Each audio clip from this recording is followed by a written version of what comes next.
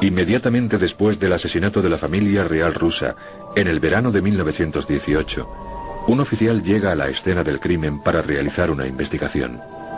Entre las posesiones de la familia, dice haber descubierto solo 3 libros: la Biblia, Guerra y Paz de León Tolstoy y Lo grande en lo pequeño de Sergei Nilus, cuyo apéndice incluye los protocolos de los sabios de Sion. Y esa conexión entre los protocolos y la ejecución de los Romanov se extiende como un incendio entre los partidarios de derechas del zar. Cuando los protocolos de los sabios de Sion aparecen en la transición de la Rusia zarista a la bolchevique, y todos los zaristas y derechistas huyen del país, ¿a dónde van? Intentan huir a Europa, Alemania, Francia, esos países. Y no sería sorprendente que en su equipaje, además de algunos recuerdos de sus hogares, llevaran una copia rusa de los protocolos de los sabios de Sion, que para ellos era como un nuevo evangelio. Entre los muchos partidarios del zar que huyen a Europa está Fyodor Bimberg. Y si los protocolos son una enfermedad, Bimberg es su transmisor. En 1920, Bimberg se asienta en Berlín y pasa los protocolos a Gottfried Surbeck, que publica las primeras ediciones en alemán de los protocolos de los sabios de Sion.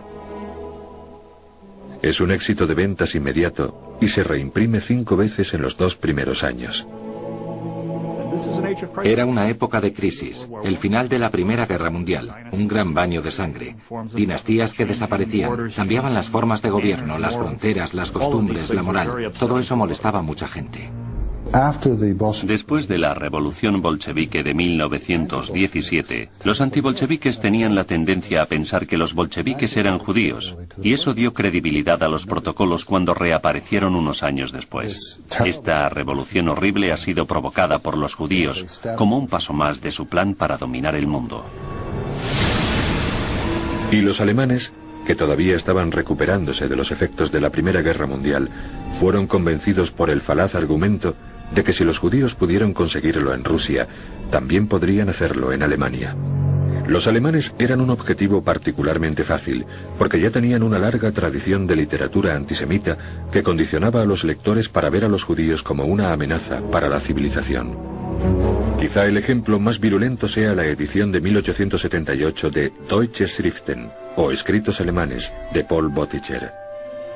Bottcher culpa a los judíos de todos los males que sufre Alemania. La única solución, sugiere reveladoramente, es la exterminación de los judíos. Y así, el virus de los protocolos de los sabios de Sion infectó fácilmente a la víctima debilitada. Una vez la enfermedad del odio a los judíos se apodera de Alemania, se fortalece y se disemina por toda Europa.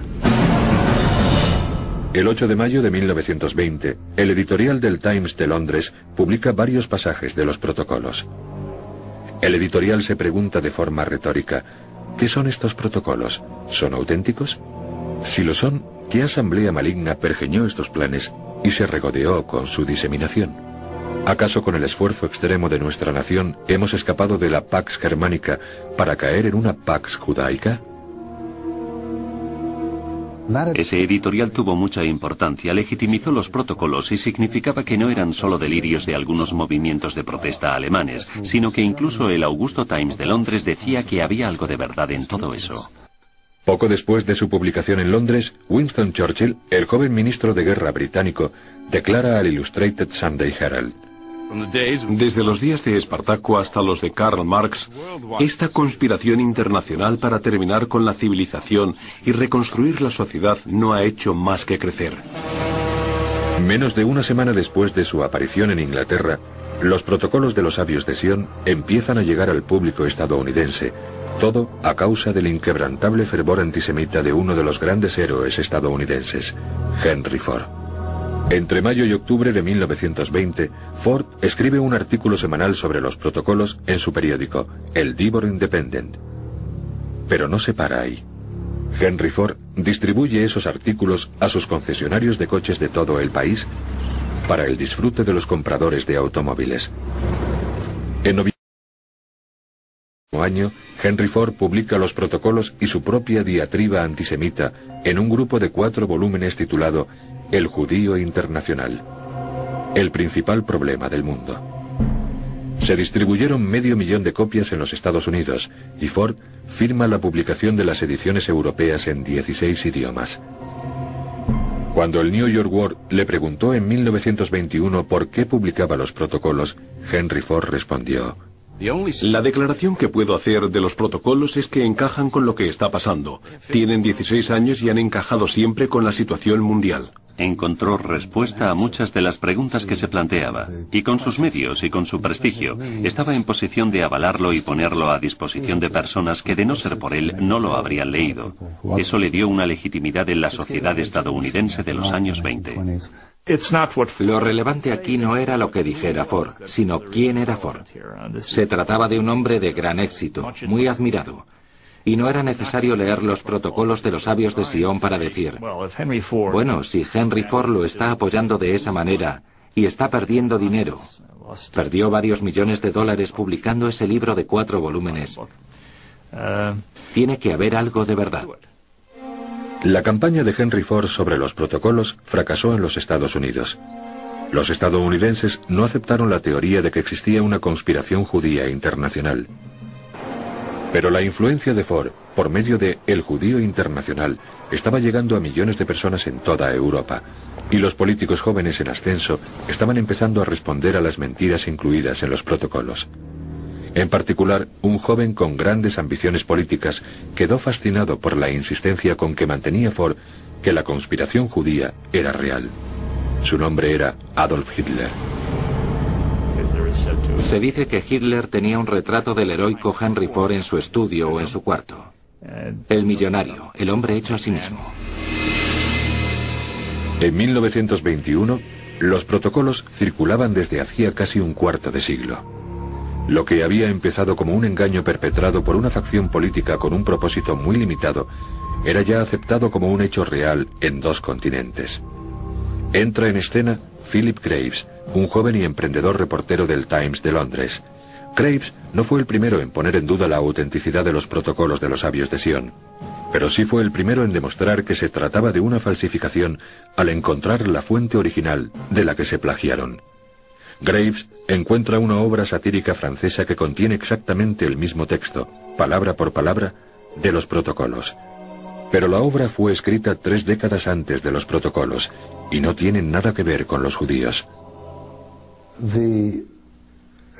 La salida a la luz de la falsificación de los protocolos tuvo mucha importancia. No eliminó los protocolos como factor, pero los sacó del espectro político respetable.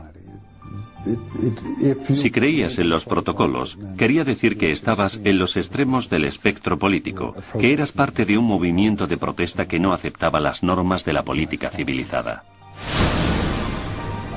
En Inglaterra, Churchill se retracta inmediatamente. En Estados Unidos, Ford no lo hace. El Comité Judío estadounidense tarda 6 años en recibir una disculpa por escrito de Henry Ford por sus artículos, pero hasta el día de su muerte siguió manteniendo que, aunque los protocolos eran falsos, lo que decían era real. En Alemania, esa idea ya estaba haciendo historia. Cuando los alemanes intentaron entender por qué habían perdido tanto en la Primera Guerra Mundial, buscaron una explicación en los protocolos. Y durante los años 20, la tendencia a culpar a los judíos de todos los problemas no hizo más que crecer y crecer. Y los convencidos empiezan a pasar de las palabras a los hechos, y de los hechos al derramamiento de sangre. Las semillas del genocidio empiezan a echar raíces.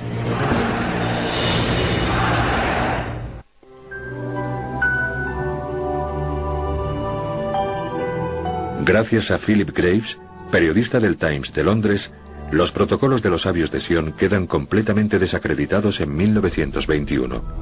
Pero poco después, Walter Rathenau, el ministro alemán de Asuntos Exteriores, es asesinado frente a su casa de Berlín. Los motivos del crimen están directamente relacionados con quienes creen en los protocolos.